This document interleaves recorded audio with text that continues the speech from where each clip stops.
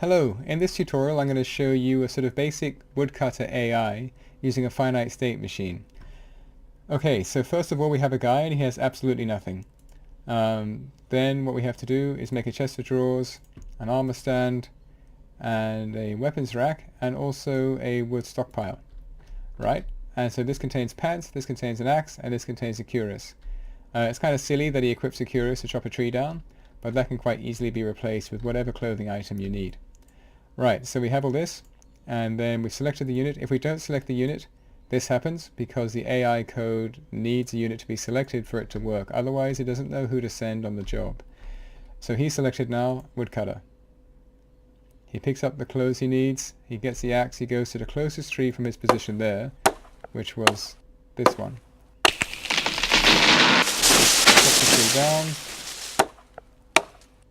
processes the wood, picks it up, finds the storage area, and deposits the log. And repeats, and he's going to keep doing that until all of these trees are gone.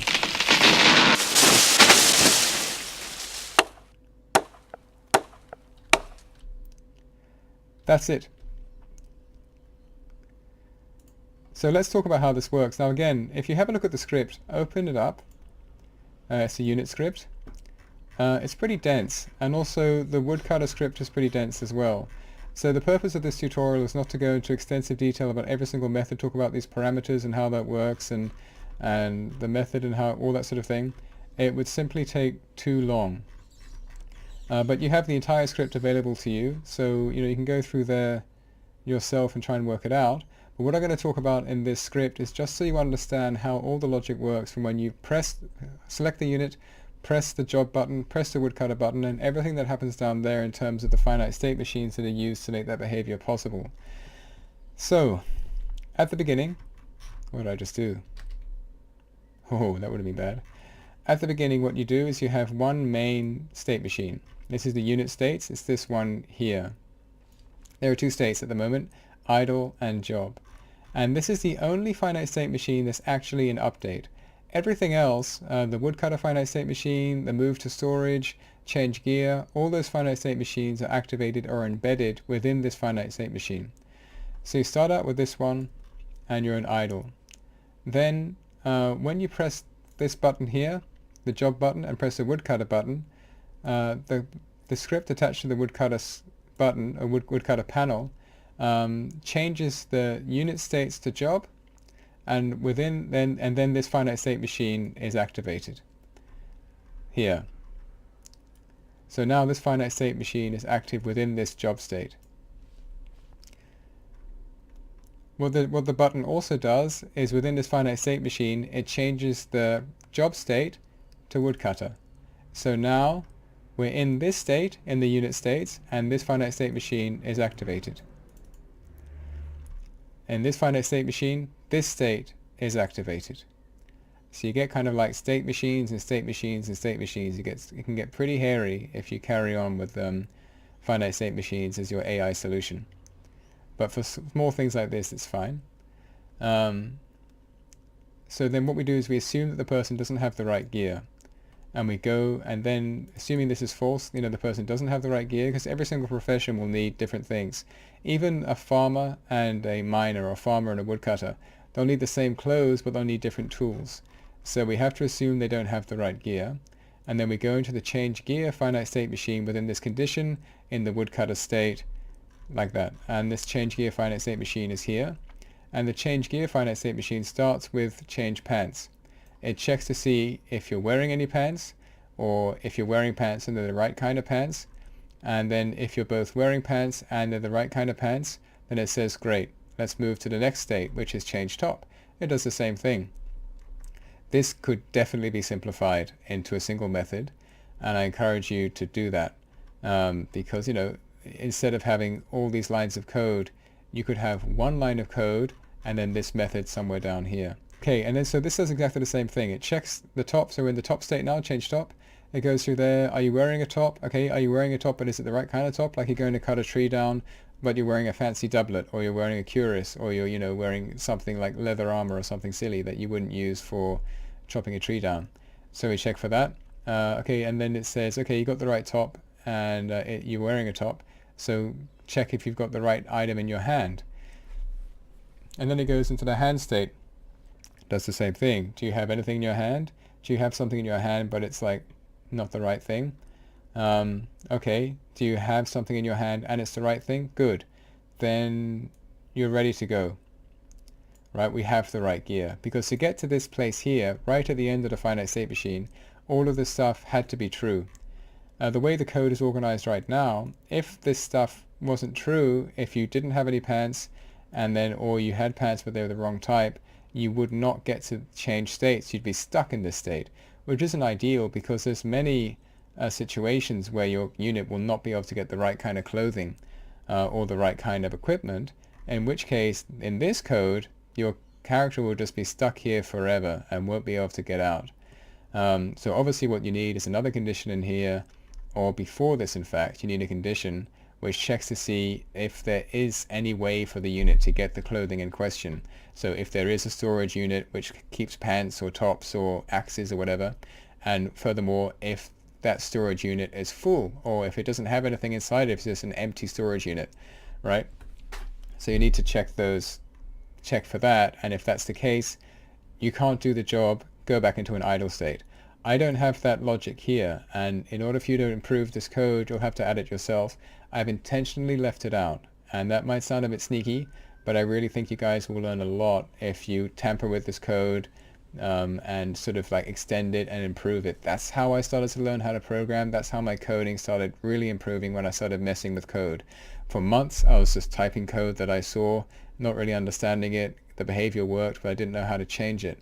So what you guys need to do is, I'm going to point out limitations and then extend it, and then you'll learn a lot more that way.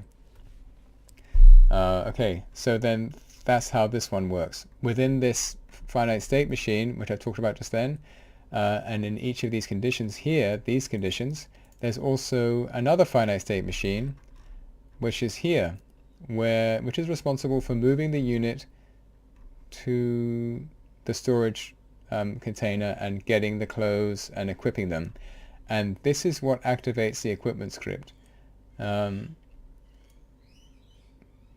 it's at this state here. This is what activates this script and actually equips the 3D object onto the character, the pants, the top, the axe, that sort of thing. This has been improved as well. The first video I made was the change gear video, and there's not a mistake in the Stitcher script, but there's a limitation. When I found, so I have to point this one out to you guys. Okay, in the Stitcher script, you need to make sure that this is here. In the catalog method, you need to change your catalog method to look the same as mine. If you don't, you get a bug, which I don't understand why it's there. It makes no sense to me. It's basically when you get a fresh character in the game and you add some gear to him, it says, hey, this key already exists in the dictionary. You can't add it again. We already have this stored. I have no idea why the key is already there, because I haven't put it in there. It must be just because I don't really understand how the script works. So all I did was a bit of a hack, but I just said, hey, look, if the dictionary contains this key, then remove it and add it again. But it works. I've done this many times now and it works. But if you don't have this, there is a chance you'll run into that bug, which I don't understand and it doesn't make any sense to me, but just change this method and you should be fine. Right. Back to this. So that's what that's all about. That's moving to the storage. The state machine is responsible for moving to the storage unit and then equipping the gear, and then it goes back to an empty state, because if we're not in this state machine, we just want it not to be doing anything. It's just safer to put it into an empty state. So I think I've seen quite a few programmers have that with finite state machines, just like an empty state that does nothing. Okay. Right, so that's what all those ones do. And then, as I said before, so we've come right through here, we've changed our top, we've changed the item in our right hand, and we set the has right gear to true. And when that's true, we're still in this method, we're still in this state. We've been in this state the entire time we ran through all those finite state machines. They're all kind of embedded in this state. They're all happening simultaneously. We've set has right gear to true, so now this is going to be activated. And the Woodcutter script is here. The Woodcutter finite state machine is on the Woodcutter script, and the first state is to find the closest tree, move to the tree, turn to face the tree, chop the tree, process the tree, collect the wood, find the closest storage, move to the storage, and store the wood. Then when you get here, you loop right back to the start again, and you keep doing that until there's no more trees. That's what this finite state machine does. I'm not going to go into detail about how find closest tree works and that sort of thing, or what coroutines are and how they work, especially as I haven't fully mastered coroutines yet. If you look carefully at the code, you'll notice that here I've replaced this coroutine with a countdown timer, just a simple method which uses a countdown. That's something I need to look into a bit later, so that's why that's commented out. The coroutine didn't work as I thought it would work, and now I don't understand how they do work. So a video on coroutines will come, but not today. Right, so anyway, in the first state what we're doing is finding closest tree. If we find a closest tree, then we move to the move to tree state, which is here. If we don't find any trees at all, then we just say there's no trees. We print that to the info panel game object that I have, and then we set has right gear to false. So if we go through this again, then we'll check our gear. If has right gear is true, we won't check our gear, which is really problematic. Okay, so right, sets has right gear to false, and then it goes into the idle state. But let's assume there are trees. We're going to move tree. We have to execute this code only once. If you execute this code more than once, if you're kind of hanging around in this state and you keep setting the path, you run into problems. So this is designed to just go, right, this is our target's closest tree. This is the method that Sebastian Legge made available to us for free because he's a champion, and I've used extensively in my scripts. So it activates the pathfinding method, request for path. It puts that target in there, the position of the unit, and then that. And then so the path has been requested. Turning to face equals true. It's just a silly boolean that I need at the moment. And then we go straight into face tree method. Right, so we go straight down. We fall straight through this into there. Now we're in the face tree method. If the path is reached, so there's a boolean in the pathfinding logic which sets to true when you've reached the end of the path. So if you've reached the end of the path, then turn to face the tree, or turn to face the object you're moving towards. If you don't do that, there's a high chance we'll be chopping the tree at some weird angle or facing the opposite direction. Now, when you finish turning, that boolean is set to false. You can see why I had to set it to true there. If I didn't set it to true there, then it would be false when you came back into this again. So when you chop down the next tree, this would be false. You wouldn't turn to face, and you'd be chopping in the opposite direction.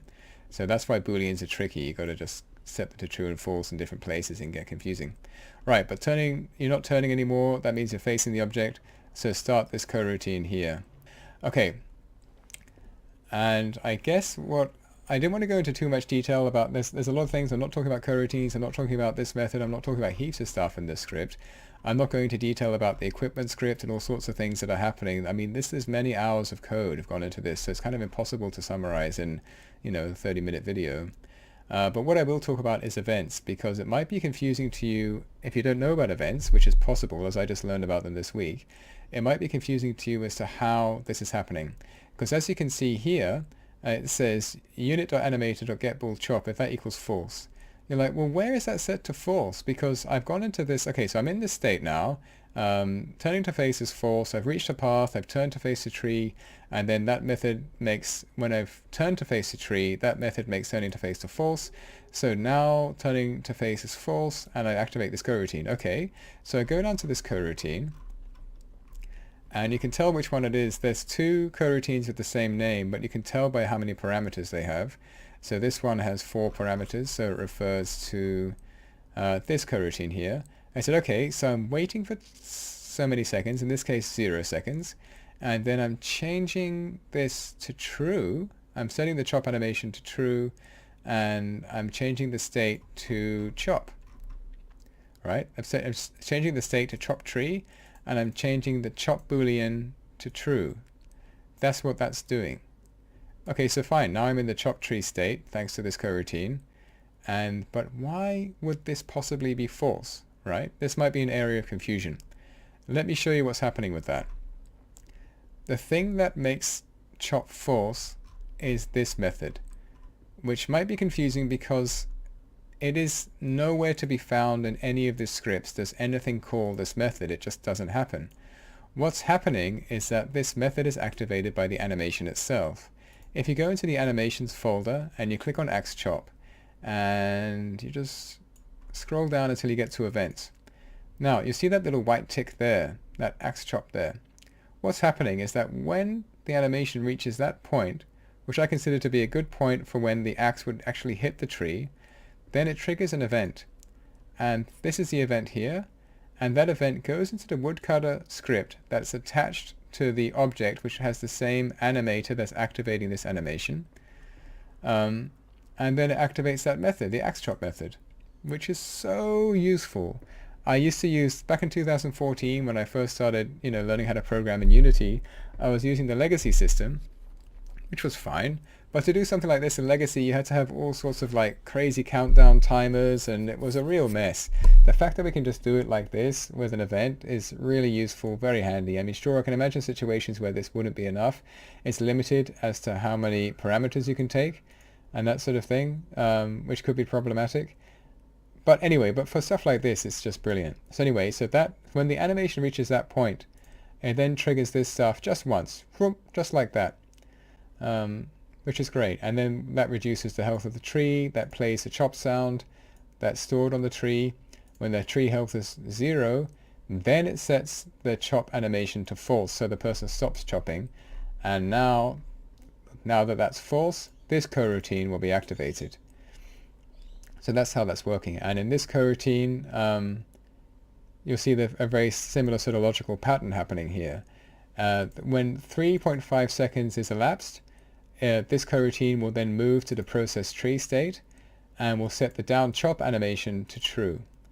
So we're in process tree and the person's chopping, and they're chopping and chopping the fallen tree until, as you can see, if you go into the tree process animation, hello,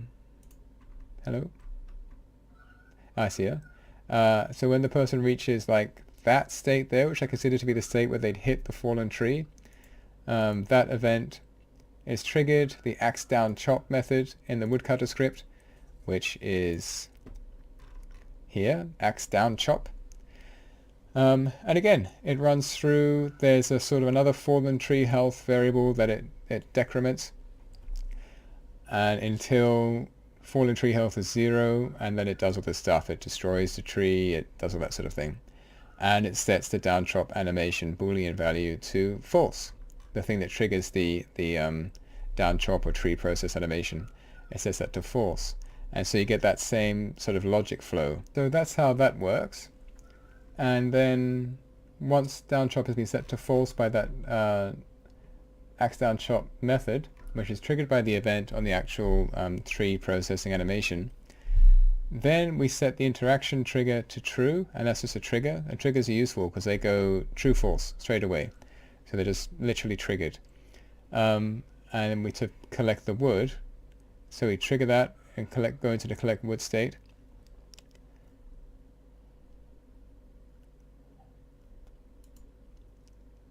And there's also an event on the interact one, and I'll get you to have a look at that and see how that works and that sort of thing. Now we're going to collect wood, and from there we wait 2 seconds, and then we switch to the move to storage method. We run through here once, and to find the path and do a whole bunch of other stuff, and then we go to store wood, and when we've reached the end of the path, we store all the items. This is a method to store items of a certain type. In this case, we're storing the process tree log, which is the guy is carrying, which is silly. In the future I want to have like a sort of cart or an ox or something like that which has to drag the tree along, because I don't, it's a bad idea to aim for total realism in games, but I want at least some degree of realism, and it's humanly impossible to pick up a tree that size and just walk about, especially with it just vanishing into thin air. It's just kind of stupid and a bit game breaking for me. Okay, so anyway, so at the moment the guy just picks it up and dumps it in there using this method. And then what you can see here is he's going right back to the start again. He's gone to find closest tree. And the cycle continues right down again and then up until no trees are left, and he goes, oh look, there's no trees, and then he goes into an idle state. And that's basically sort of a cursory glance at how this finite state machine works. I haven't gone into much detail about, or much detail at all, about how individual methods are working, and all this kind of behind the scenes stuff as well, like how these buttons are working, and this UI manager and that info panel and the trees and how that works, and there's a whole bunch of stuff in here which I haven't looked into at all, and I think it would be better to do as separate mini videos, you know, because they're useful generically. They're not just useful for this particular behavior. So the main aim was to go over those states and how they work together. In the next video, we're going to do exactly the same behavior, except it's going to be improved, and it's going to be made using PandaBT, which is a behavior tree. Okay, well that's it for this video. I hope you enjoyed it. If anything confused you, or if you want any clarification, drop me a line in the comments. Okay, thanks for watching.